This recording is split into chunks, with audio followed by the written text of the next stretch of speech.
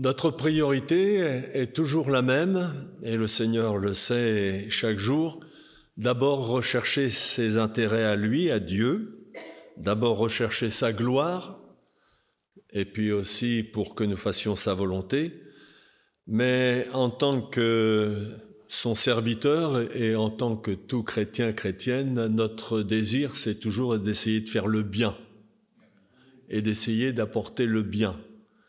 Alors je vais essayer, avec l'aide du Seigneur, de vous faire du bien, d'essayer de vous construire dans cette communion avec lui, de vous développer dans cette vie avec lui et d'apporter un plus à votre vie de façon à ce que vous puissiez dire « on n'a pas regretté, je n'ai pas regretté d'être venu » et de pouvoir dire maintenant « Seigneur, avec toi, je vais un peu plus loin » et pour ne pas dire « aller jusqu'au bout ». Je vous invite à faire une lecture dans le psaume 83 à partir du verset 1er. N'oubliez pas que vous avez l'immense privilège d'être libre en France. N'oublions pas que nous avons l'immense privilège de pouvoir nous réunir sans aucune crainte. Mais ce n'est pas le cas partout. Je regardais hier les infos de l'action missionnaire et j'ai vu que le Tchad, qui jusqu'ici avait été encore à peu près épargné, connaît les attaques des djihadistes. Après le Burkina, après le Mali, après le Niger, après le Nigeria, le Libéria, c'est actuellement donc le Tchad qui connaît dans une région ces attaques et qui oblige les populations à se déplacer et à pouvoir se sauver de ces attaques. Sans compter tous les autres pays où de nombreux frères et sœurs sont persécutés, que ce soit en Corée du Nord, que ce soit en Iran, en Afghanistan, que ce soit en Inde, que ce soit au Laos, au Vietnam, en Chine, que ce soit dans certains pays d'Amérique latine, etc. Nous avons l'immense privilège de pouvoir nous réunir. Pensez dans vos prières que vous adressez à Dieu, de demander qu'il soit soutenu. C'est biblique de prier pour nos bien-aimés qui connaissent ce manque de liberté. Alors nous lisons au psaume 83, à partir du verset 1er, qui est un cantique, un psaume d'Asaph. « Ô Dieu, ne reste pas dans le silence, ne te tais pas, et ne te repose pas, ô Dieu. Car voici tes ennemis s'agitent, ceux qui te haïssent lèvent la tête. Ils forment contre ton peuple des projets pleins de ruses, et ils délibèrent contre ceux que tu protèges. Venez, disent-ils, exterminons-les du milieu des nations, et qu'on ne se souvienne plus du nom d'Israël. » Nous arrêterons donc notre lecture ici. Alors, dans le contexte, c'est une prière donc d'Asaph qu'il adresse à Dieu en faveur du peuple d'Israël qui, dans le contexte, connaissait donc cette période où des ennemis venaient pour lui faire du mal, l'attaquer, et le psalmiste adresse cette prière à son Dieu de façon à ce que Dieu puisse intervenir contre ses ennemis et puisse ainsi libérer son peuple. Se peut-il, et nous lisons au verset 2, « Ô Dieu, ne reste pas dans le silence, ne te tais pas, et ne te repose pas, ô Dieu. » Se peut-il, y a-t-il de la part de Dieu des temps de silence quand il y a des difficultés? Se peut-il que Dieu se taise? Se peut-il que Dieu aussi puisse se reposer Certainement pas. Dieu ne reste jamais dans le silence, même si nous le pensons. Dieu ne se tait pas non plus, quoiqu'il ne parle pas non plus pour ne rien dire. Et puis, Dieu ne se repose pas non plus, même s'il y a un temps de repos de sa part pour que nous puissions aussi mettre ce temps à part pour lui. Mais j'aimerais, au travers de cette prière qui est adressée donc à Dieu de la part de ce psalmiste, prendre conscience et puis aussi nous permettre de nous équilibrer un petit peu. Vous savez, en tant que chrétien et chrétienne, et vous qui peut-être découvrez ce qu'est l'approche de Dieu, le désir de mieux le connaître, il y a dans la vie chrétienne un équilibre que Dieu veut nous amener à connaître, parce qu'il n'y a pas toujours que pour l'être humain que nous sommes que des hauts. Et si en tant que chrétien vous pensez qu'il y aura toujours que des hauts, eh bien il faut atterrir tout de suite parce qu'il y aura aussi des bas. Des moments où on n'est pas si en forme que ça, où le moral n'est pas si haut que ça. Et il nous faut comprendre aussi les réalités que le Seigneur désire que nous puissions comprendre pour que nous ne soyons pas déstabilisés, que nous ne soyons pas instables dans notre vie avec lui, dans notre découverte, dans notre progression, mais que nous puissions réaliser que face à l'adversité, face aux difficultés que nous pouvons rencontrer dans notre vie, que ce soit au niveau familial, au niveau de la santé, au niveau de notre contexte, et nous pouvons dire que cette prière que le psalmiste a adressé à Dieu dans son temps où ce psaume a été écrit, nous pouvons dire que par rapport à notre génération, nous nous trouvons un peu dans les mêmes conditions. Et par rapport à la montée de la violence, par rapport à ce que nous vivons dans notre contexte actuel, nous pouvons aussi faire cette prière, mais Seigneur, devant toutes ces réalités, ne reste pas dans le silence. Devant toutes ces réalités que sont les nôtres, ne te tais pas, Seigneur.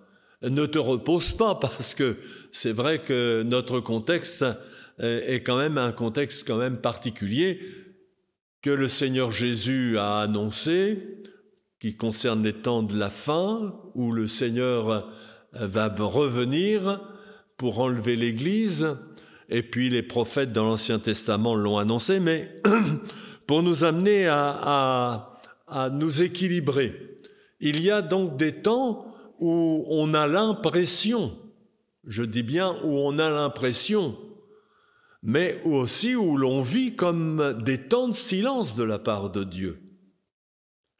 Et il y a des temps où l'on a l'impression, et même aussi on les vit, où on dit « Mais Seigneur, ne te tais pas ». Et pourtant, on n'a pas l'impression que Dieu nous parle. Et puis, il y a des temps où on a l'impression que c'est que Dieu n'agit pas. Je ne sais pas si ça vous arrive, mais c'est une réalité qu'il faut regarder en face quand même. Alors, j'aimerais pour vous aider, pour que nous puissions nous stabiliser dans notre parcours de chrétien et de chrétienne, dans notre relation avec Dieu, dans notre équilibre spirituel, voir quand même qu'il y a, au travers de certains personnages de la Bible, eu des silences de la part de Dieu, ce qui ne voulait pas dire qu'il restait silencieux complètement. Qu'il y a eu des temps où Dieu n'a pas parlé, quoique il ne se soit pas tu complètement, et qu'il ne se soit pas reposé complètement. Par exemple, Abraham, Dieu l'appelle et il lui dit « Quitte ton pays et ta famille et va vers le pays que je te montrerai ». Et Abraham écoute la voix de Dieu. Abraham obéit. Et puis, Abraham n'a pas de postérité. Dieu lui fait une promesse à l'âge de 75 ans. Dieu lui dit, eh bien, je vais te donner un enfant qui sera le fruit de ta part, avec Sarai, qui va devenir Sarah. Mais entre le moment de la promesse où Dieu a parlé, où Dieu ne se reposait pas à son avis, pour lui Abraham, et le moment où il y a eu l'accomplissement de la promesse, il y a eu quand même 24 années, c'est-à-dire entre 75 ans et 99 ans, où à 99 ans, Dieu va lui rappeler de nouveau 24 années où, semble-t-il, il y a eu du silence. Et parce que il y a eu ce silence, eh bien, Abraham, sur le conseil de Sarai, a pris sa servante Agar pour lui donner une descendance avec Ismaël, ce qu'il n'aurait pas dû écouter. Cela lui a valu, et cela a valu pour le peuple d'Israël par la suite, bien des complications à cause de son incompréhension et de son impatience. Vous avez aussi l'exemple de Joseph. Joseph, environ à l'âge de 17 ans, connaît un moment particulier de jalousie de ses frères qui veulent le tuer et puis en définitive ils le vendent pour être esclave et qui se retrouve en Égypte et puis qui va se retrouver en prison. Cela va quand même durer 13 années où il y a eu, dans le contexte de Joseph, des moments comme de silence. Dieu n'a pas parlé, pourtant Dieu était avec lui puisque tout ce qu'il faisait réussissait. Et il n'a certainement pas compris tout de suite ce pourquoi Dieu l'appelait à devenir le sauveur de son peuple et celui qui allait pouvoir apporter la solution à son peuple, à ses parents et à ses frères. Mais 13 années, c'est long quand vous vous retrouvez en prison où vous êtes innocent et où vous donnez la réponse à deux hommes qui se trouvent aussi en prison et dont un est tué et l'autre gracié, et celui qui est gracié, il l'oublie, c'est long. Et puis, un autre exemple où il y a eu comme un silence, où Dieu n'a pas parlé, où il semblait que Dieu n'agissait pas avec Moïse. Moïse, à l'âge de 40 ans, a pensé qu'il pouvait être le libérateur du peuple d'Israël, qui était esclave en Égypte. Mais ce n'était pas le temps. Et puis, il y a eu 40 années de silence, où Moïse s'est retrouvé dans le désert à garder les moutons de son beau-père Jéthro. Silence complet pendant 40 années. Dieu, pourtant, veillait sur Moïse. Dieu, pourtant, même s'il ne lui parlait pas, avait le regard et veillait sur Moïse. Et ce n'est qu'à l'âge de 80 ans que Dieu va lui parler au travers de ce buisson qui brûlait mais ne se consumait pas, et il va entendre la voix de Dieu, « Moïse, Moïse », l'appeler. Silence de Dieu.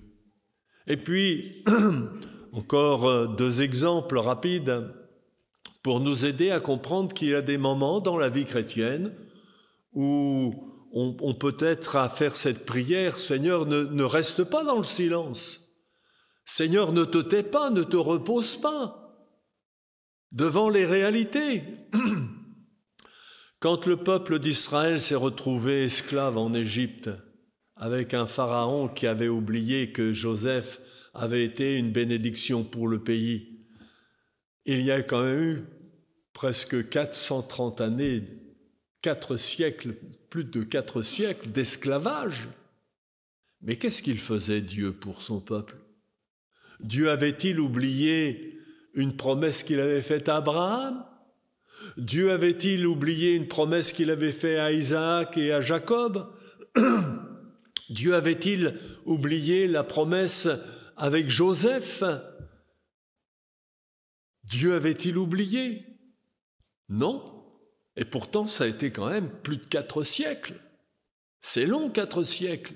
Et on va voir tout à l'heure que le temps pour Dieu n'existe pas, mais pour nous, oui. Et que c'est une épreuve. Et puis, l'exemple de Job. Job, vous connaissez son histoire et je vous encourage à la relire, mais il y a quand même eu des interrogations. Dans la maladie, dans la souffrance, ô Dieu, ne reste pas dans le silence, ne te tais pas, ne te repose pas. Et puis, entre le dernier prophète et la venue de Jésus, c'était quand même plusieurs siècles où il y a eu le silence, il n'y a pas eu de révélation, il n'y a pas eu d'interprétation. Et devant ces silences, c'est vrai qu'on peut se poser des questions. Alors ce sont des exemples que j'ai pris pour que nous puissions comprendre qu'il y a dans notre vie, dans notre parcours de chrétiens et de chrétiennes, que je l'ai dit en introduction, des moments où on a l'impression et où on fait cette prière à Dieu. Mais pourquoi, Seigneur, ces silences? Pourquoi, Seigneur, tu ne me parles pas?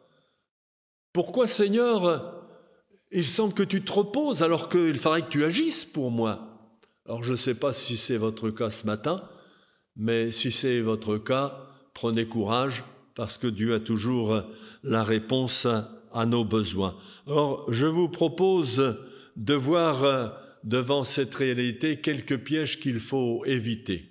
Parce que c'est vrai que quand on a l'impression des silences de Dieu, qu'on a l'impression que Dieu ne parle pas, et on se trouve devant des réalités et on peut se faire piéger. Mais il y a quand même aussi des réponses. Pourquoi Dieu semble-t-il est dans le silence? Pourquoi Dieu semble-t-il se tait? Il y a quand même des réponses. La première des réponses que je voudrais mettre en premier, c'est que pour Dieu, le temps n'existe pas. Et c'est vrai que c'est ça souvent qui nous piège. Parce que nous, le temps, il existe. Et nous, le temps est toujours très important. Et c'est vrai que quand on est devant une difficulté, on voudrait bien que ça soit tout de suite. On voudrait bien que Dieu réponde rapidement. Alors, c'est vrai qu'il y a des moments que la réponse de Dieu est rapide, immédiate. Et puis, il y a des autres moments où la réponse de Dieu, c'est plus tard. Il faut l'attendre, comme Abraham, comme Moïse, etc., où il a fallu apprendre la patience. Alors, quelques réponses au travers de ces silences, de ce que Dieu peut sembler se taire. Eh bien, c'est une épreuve, c'est vrai, pour nous qui sommes limités par le temps. C'est une épreuve pour notre foi. Parce qu'avoir confiance en Dieu, c'est facile quand tout va bien. Mais quand comme là dans le psaume d'Asaph, les ennemis sont là, la difficulté est là, Seigneur, ne reste pas dans le silence, et ne te tais pas, ne te repose pas, et il faut que tu agisses, Seigneur. Je ne sais pas si c'est comme ça que vous réagissez, mais la réalité, c'est une épreuve pour la foi. Quand Dieu dit à Abraham, tu vas avoir un fils et qu'il faut attendre 25 années, c'est pas la journée, une journée. Nous sommes donc mis devant cette réalité de réponse de la part de Dieu. C'est une épreuve, c'est une école. L'école, moi, je n'ai jamais trop aimé, d'autant plus que, bon, j'ai été avec ce problème de santé dès mon enfance. Et si je suis encore en vie, c'est vraiment une grâce de Dieu qui a été donnée en son temps. Mais c'est vrai que toute la vie terrestre, c'est une école. Et la vie chrétienne est une école aussi, où nous sommes amenés à pouvoir apprendre de la part de Dieu. Alors, c'est vrai qu'il y a l'ABC de la vie chrétienne, Jésus nous aime, Jésus nous sauve, Jésus guérit, Jésus baptise. C'est vrai et c'est une réalité et il l'accomplit. Mais il y a aussi toutes ces étapes de la marche de la vie chrétienne où nous sommes amenés à apprendre. Et au travers de ces impressions ou de ces temps de silence où Dieu ne parle pas, et n'oublions pas que Dieu n'est pas bavard non plus. Il y a cette école où il nous faut donc aussi apprendre la patience. Et la patience, n'est pas dans notre nature, à moins que vous soyez des exceptions, mais l'être humain n'est pas patient de lui-même. Pourtant, dans la marche avec le Seigneur, il y a cette école où nous apprenons à être patients. Et dans ces moments où l'adversité, la difficulté est là, on aimerait bien que ça soit plus rapide. Mais pourtant, au travers de cette école de la patience, le Seigneur va nous amener à pouvoir être formés. Il y a aussi cette école où nous sommes éprouvés dans notre amour. Pourquoi est-ce que j'aime Dieu ? Pourquoi est-ce que j'aime Dieu ? Pour ce qu'il me donne. Mais est-ce que je l'aime pour lui-même ? Et le fait de nous faire attendre un peu par moment, de ne pas nous parler obligatoirement, de ne pas agir immédiatement, il éprouve notre amour. Pourquoi est-ce que tu viens ? Pourquoi est-ce que tu le pries ? Quels sont tes intérêts derrière ? Le Seigneur nous éprouve quant à ce que nous avons dans notre cœur. C'est l'école de savoir pourquoi nous l'aimons. Et puis, c'est aussi l'école où nous apprenons à vivre l'humilité. Vous savez, quand tout nous réussit, c'est nous, on est capable. Oui, mais la vie nous apprend beaucoup de choses, et en particulier la vie avec le Seigneur nous apprend à nous rabaisser un petit peu. Bon, avec les années, moi je rapetisse aussi au point de vue grandeur, mais dans l'humilité du cœur, le Seigneur veut nous apprendre à être humbles. Nous dépendons de lui. Ça, c'est pas dans notre nature d'aimer dépendre des autres.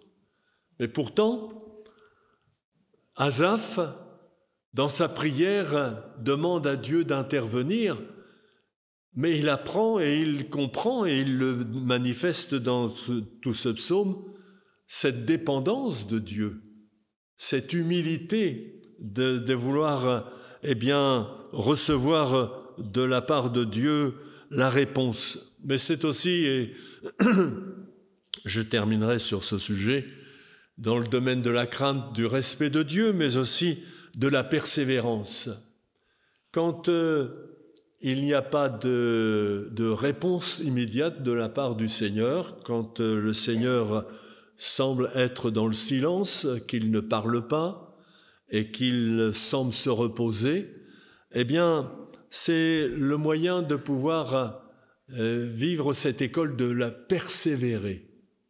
Persévérer. Abraham, malgré son raté avec la naissance d'Ismaël, il y a quand même eu la persévérance.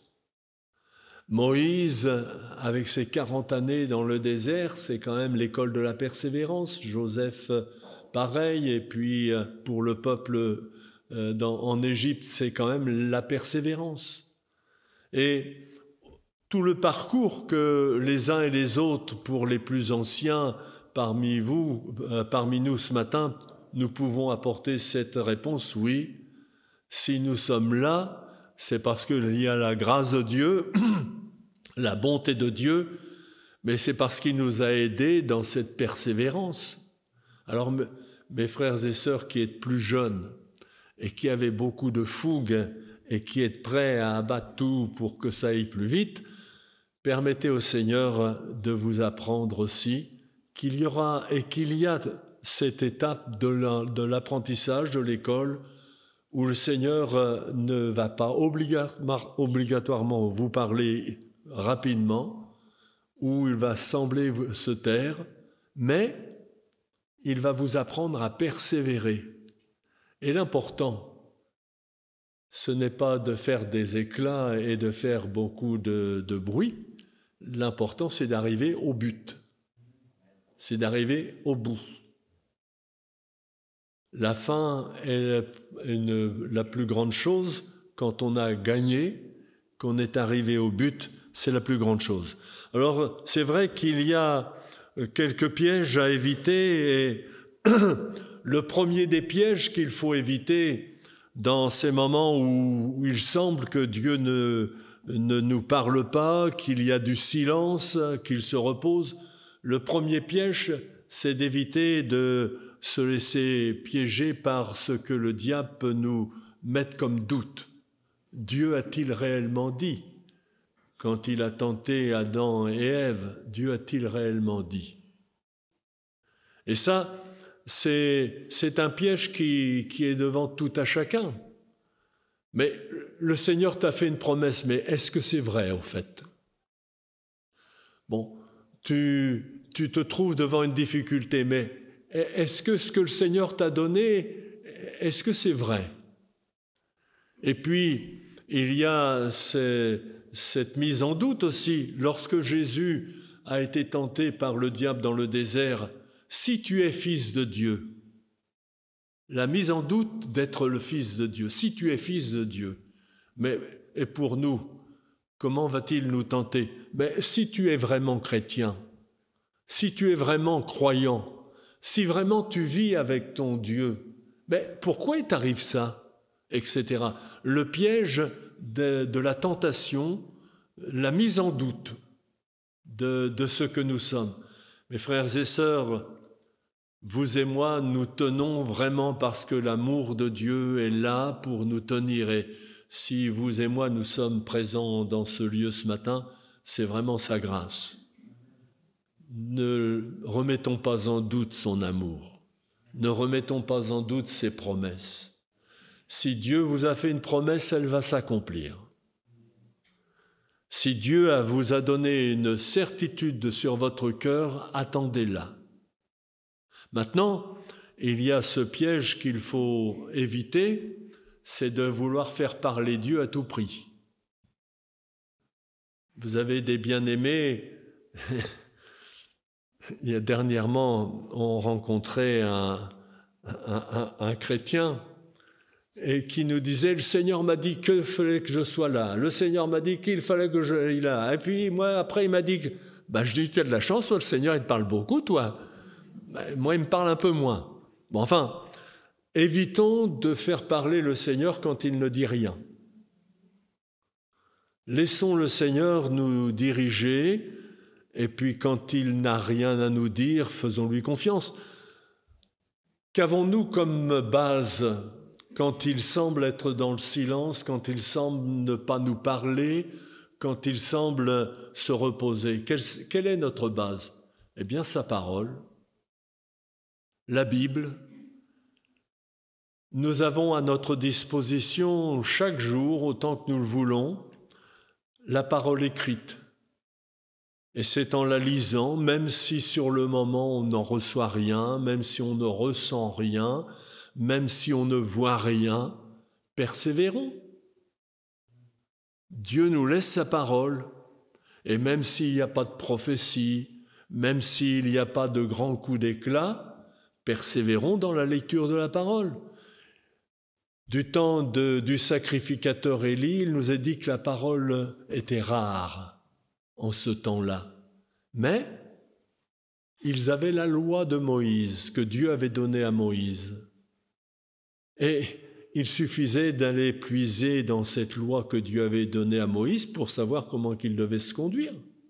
Et vous et moi, si Dieu ne nous dit pas « Tiens, demain tu fais ceci » ou « Là, tu vas recevoir telle bénédiction », bien permettons simplement, jour après jour, de lire sa parole. Et dans le temps actuel que nous vivons, où il y a cette dégradation morale, spirituelle dans ces changements qui s'opèrent actuellement, revenons à la lecture de la parole de Dieu.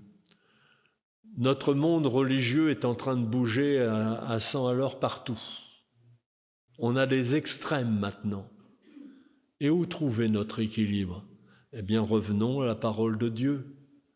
Attachons-nous à ce qui est écrit et permettons dans notre prière de dire « Seigneur, donne-moi l'équilibre de bien interpréter ta parole, de bien la comprendre pour ne pas aller ici ou là, mais de devenir équilibré et stable. » Ce que nous avons besoin dans notre temps actuel où l'ennemi fait le maximum pour déstabiliser tout, c'est de pouvoir trouver notre équilibre dans la parole de Dieu et de nous attacher. Alors, dans la conclusion, même s'il y a ces moments où on a l'impression des silences de Dieu, nous pouvons faire cette prière que Asaph a faite à Dieu. Mais Seigneur, ne reste pas dans le silence. Seigneur, ne te tais pas. Seigneur, ne te repose pas. Ce n'est pas un mal de pouvoir faire cette prière, parce qu'il y a l'expression d'un besoin et d'être rassuré. Mais faisons quand même confiance à Dieu, parce que Dieu ne se trompe pas et Dieu ne reste pas dans le silence, il agit. Dieu agit et parle en son temps et de façon très équilibrée. Il ne se repose pas, il est toujours en action, sinon il n'y aurait plus de chrétiens sur la terre s'il se reposait. Et puis s'il se reposait, notre univers serait chaotique. Heureusement qu'il tient tout en main et que tout fonctionne encore, même si nous, notre planète, avec le dérèglement, on fait bien des casses, mais le Seigneur reste maître et souverain. Et je voudrais, en conclusion, vous encourager, mes frères et sœurs, vous qui peut-être vous êtes posé ces questions, ce matin, rassure-toi, mon frère, ma sœur, le Seigneur est là, il est à tes côtés. Et même si tu n'entends pas, même si tu ne vois pas, fais-lui confiance. Il t'a fait une promesse, il la tient, il la tiendra, il l'accomplira parce qu'il est fidèle. Et si vous êtes à le chercher, vouloir le découvrir, ami, permettez-lui de lui donner votre vie. Il ne se trompe pas pour vous conduire, il ne se trompera pas dans la direction pour votre vie. Permettez-lui de vous donner, d'être conduit et d'être sauvé par lui en vous donnant son Fils bien-aimé. C'est lui le chemin, la vérité et la vie. Et puis les uns et les autres, acceptons de comprendre cette école, ces variations de la vie chrétienne pour que nous soyons plus stables, plus équilibrés, de réaliser qu'il n'y a pas que le haut, il y a aussi les moments difficiles et qu'il faut voyager dans ces réalités. Et en relisant toute la Bible, eh bien, vous verrez qu'il y a eu ces moments de hauteur et ces moments de bassesse aussi, et puis la conduite de Dieu qui a été fidèle. Et quand vous étudiez l'histoire de l'Église depuis que le Seigneur Jésus l'a instituée, vous verrez qu'il y a eu ces réalités de réveil, de sommeil, de dégradation et de retour à la vie. Et quand nous vivons notre contexte actuel, permettons-lui de l'attendre avec cette réalité. Oui, ce qu'il promet, il l'accomplit. Amen. Notre Dieu, c'est d'abord toi que nous voulons honorer, glorifier, parce que tu es l'auteur de la vie. Et c'est vrai que ta parole nous donne de comprendre ces réalités que nous vivons. Aide tes bien-aimés à ne pas être déstabilisés, à ne pas être perturbés, mais aide tes bien-aimés à avoir une confiance plus profonde en toi, Aide chacun d'entre nous dans cette école de la vie chrétienne, de la marche avec toi, à te faire confiance. Merci pour Jésus qui est le bon berger. Merci devant l'adversité, les difficultés que nous pouvons rencontrer actuellement, de ce que tu vas agir et de ce que tu agis encore. Merci de faire grâce et d'encourager ceux qui te cherchent pour qu'ils te donnent leur vie et qu'ils te fassent confiance pour la conduite de leur vie. Nous te remercions de nous exaucer, ô Père, dans le nom de Jésus. Amen.